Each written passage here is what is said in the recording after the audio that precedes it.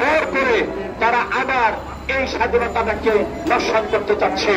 আপনারা জানেন যে একটা দেশে যখন বড় অভ্যুত্থান হয় তখন স্বাভাবিকভাবে একটা দুষ্টচক্র বিভিন্ন জায়গায় হামলা এবং বিভিন্ন ধরনের লুটপাট করে।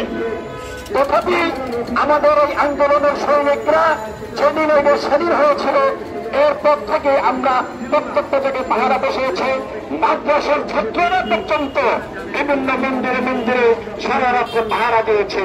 তারপরে সেই সংখ্যালঘুরা তাদের উপর ভর করে শেখ হাসিনা, সে ফ্যাসিস্ট হাসিনা আবারও এই দেশের মধ্যে একটা অস্থিতিশীল পরিবেশ তৈরি করার চেষ্টা করছে।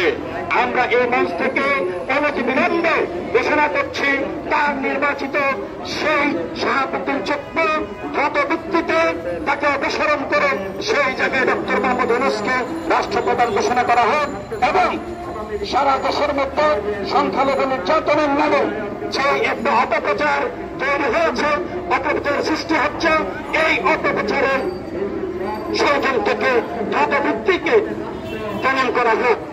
আমি সবার সাথে সংহত পোষণ করে